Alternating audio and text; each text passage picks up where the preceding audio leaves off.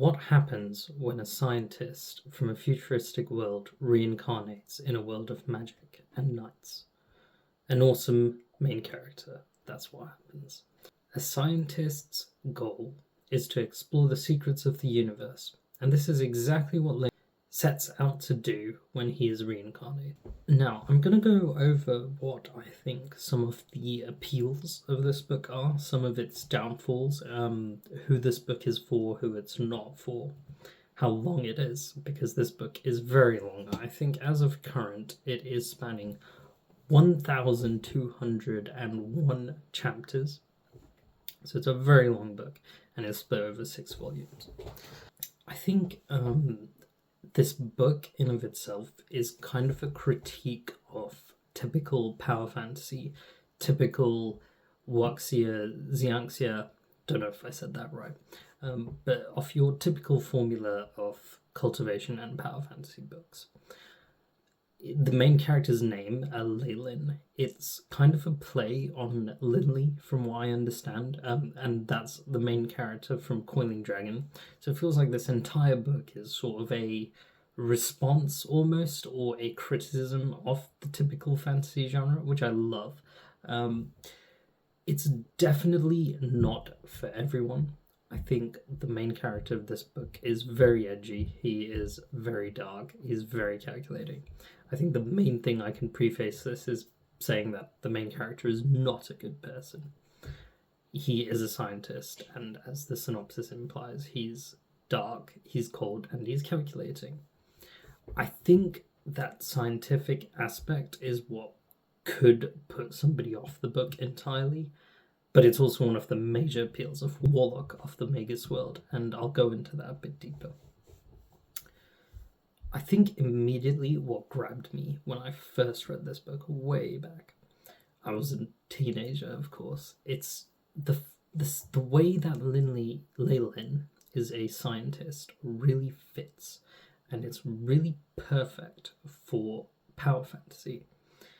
I find that when Leylin is first brought into this world, there's a nuclear explosion and his soul is transmigrated across worlds into a fantasy world, and he's got an AI chip in his brain, which also came with him. The first thing he does is he starts experimenting. He takes these various plants and he eats them, and he records what kind of bonuses he gets from eating these plants. And I think immediately then I knew what kind of novel this was going to be.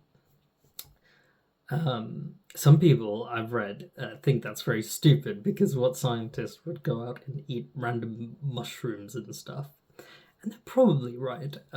But in terms of a fantasy novel, I think that was immediately like what hooked me, because I saw him actually going out. He was interacting with the world, and the way he interacts with the world and with the AI chip especially, which I will go into more details on, just really, I don't know, it really fits.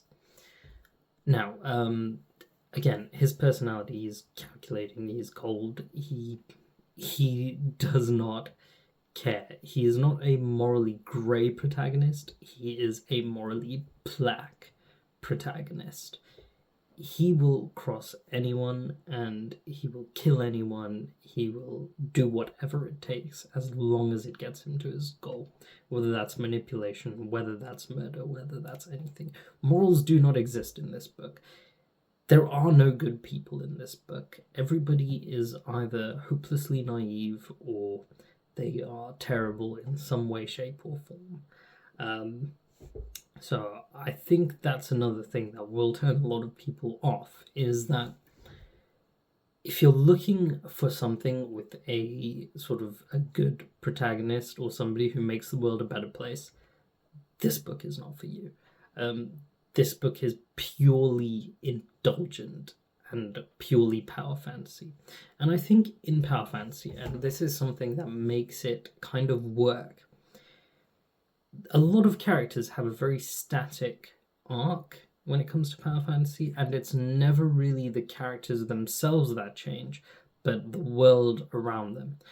And that can be a good thing, because you have instances like Demon Slayer, where Tanjiro, he's such a morally white protagonist. He's like the second coming of Jesus, practically.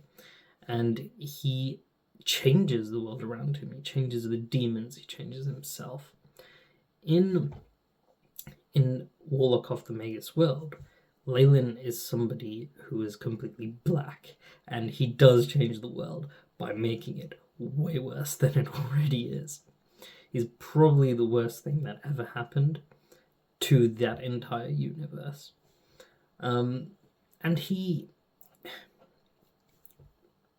actually, it's actually very interesting to watch him change and move throughout this world, because I think that in a power fantasy book, what makes it interesting really is that you're looking for somebody who is going to crush his opponents, who's going to one up everything, who's going to get stronger and stronger, and he's going to use every resource at his disposal to do so. And I think Leyland does exactly that. He will, like I said, in the very first chapter, he's experimenting. He's trying to find what can give me that edge. And a lot of the time, it's that calculating, prepared nature that gets him through so many pretty terrible situations. And it's great. And he gets all these powers, but a lot of the time they do actually feel earned. Not like morally earned, because, again, there are no morals in this book. But it feels earned in the sense that Leyland worked to achieve them. Next, I think we can talk about the AI chip, which I know is a point of contention for a lot of people. Having this pretty much magical chip in his brain, which does all the calculating and hard work for him. I can see why people wouldn't like it, but at the same time, you're reading power fantasy, and the chance if you're reading a power fantasy book, you're not reading it because you want somebody to delve into the sort of complexities of scientificness in a fantasy world. I think you'd be reading a completely different book. This book is entirely for wish fulfillment, in my opinion. And there are a lot of books like that, and I think it's very entertaining. But because this is purely for wish fulfillment, the way the AI chip works is perfect. Because there are so many moments in the book where I can recall where the AI chip would say, this % complete, this % complete. And there's a sense of progression. So like if Leyland wants to acquire a new spell, the AI chip will decipher that spell, and how long it takes to decipher that spell gives that sense of progression. I know it can kind of be plot armor at times, and it is plot armor, because there are a lot of moments where it's sort of stuck at like maybe 99% maybe, and then it just is ready when he needs it conveniently. But I will say it aids the narrative more than it hinders it, because you always have this progress, like something is moving, and you've got the different ranks, like in the cultivation system, in the magic. It's very interesting. The magic itself is just like a pure energy source, and it's just like Leyland's just doing whatever he wants to kind of gain more power, which is fine. But there's a lot of like experimentation, of creation, of very unique things which you just won't see people do in a traditional fantasy novel. And I think what really sets this apart is the author's willingness to explore all these different concepts, and putting them all into one book. And I think it works great. There's a time where he literally takes the blood of a like godly species of monster that lives in a sun, and he takes that blood and he tries reviving the creature for himself. And I think that's just insane, and it's something that's so cool and so unique. It's just so interesting. In terms of characters, side characters, there are side characters in this novel.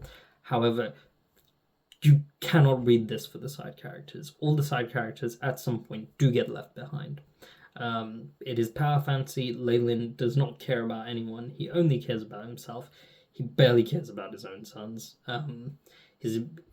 he is what you would call a narcissist.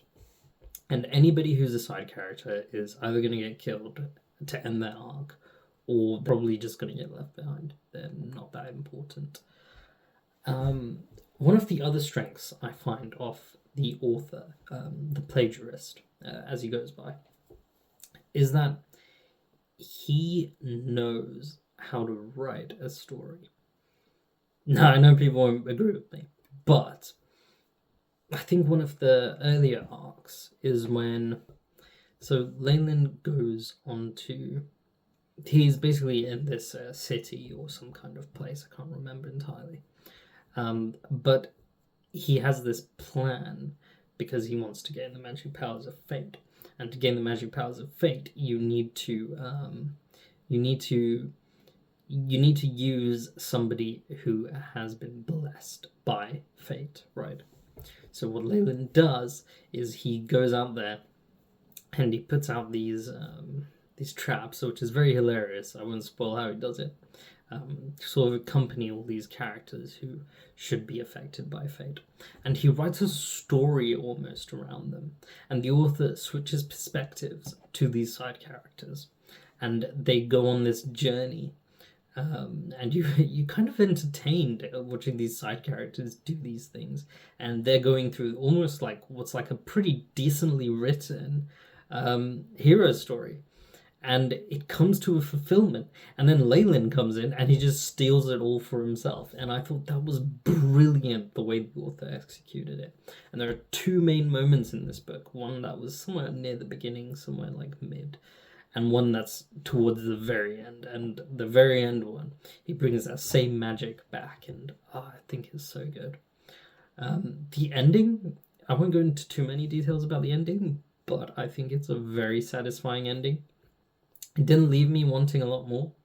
I think it kind of ties itself up as it is progression fantasy. It is power fantasy. He reaches the top, the highest place in the universe you could possibly imagine, and he becomes like this villain, overlord kind of person. I won't go into details again, but there is a slight epilogue, and the epilogue doesn't even have him in it, which is funny. He basically just becomes this part of the world, which is really cool. His final form is really cool as well. I think in terms of the magic, him being a warlock and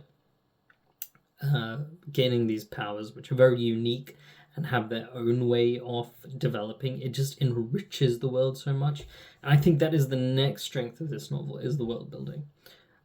Some people won't like it, some people will.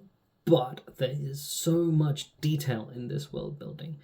And that's why I feel like the scientific nature of the main character works so well as well. Is because the world is just set up in a way where you can, like, it's like a sandbox video game where the main character is just going and he's testing things out.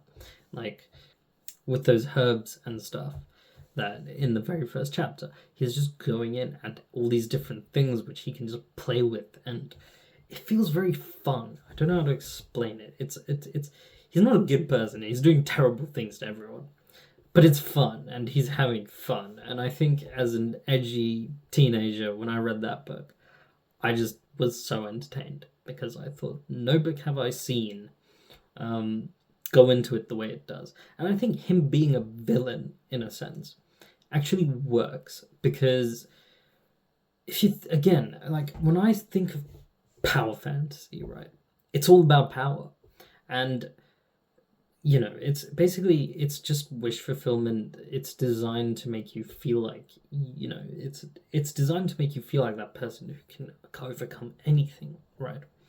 Like that main character. And I think with him being a villain, it kind of just scratches that itch way better than a typical sort of morally good protagonist would. Because if it was just a good person going through this world, I don't think it would have the same level of impact that it does, because the world's already pretty bad. But Leyland's even worse, and I think that's what really sets him apart. And in this novel, I think it is just perfect for how it's written. So Who do I think this book is for? I think it's good for somebody who's got a lot of time on their hands. Again, this is 1,200 chapters. Do I think it's worth reading?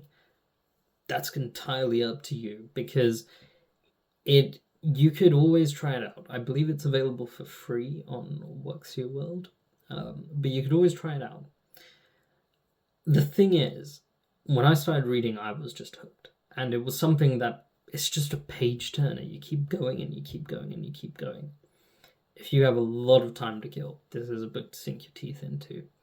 I don't think this is something I would recommend as an adult, because it is a very sort of indulgent power fantasy book. You don't really come out of it learning anything. You just think you had a good time. And I had a good time reading it. But I don't think you're going to come out of that novel and say, well, this changed my life, because really you'll probably learn some things which aren't really helping society at all. Though, I mean, it's not like the author seems to encourage any of that behavior. It's just what makes Leyland excel in that world, and it does. So yes, so those are my opinions on Warlock of the Magus World. This was kind of a completely unscripted review. I think if I had to rate this novel out of 10, I would give it a 3.5 out of 5, only because I don't think this novel is for everyone.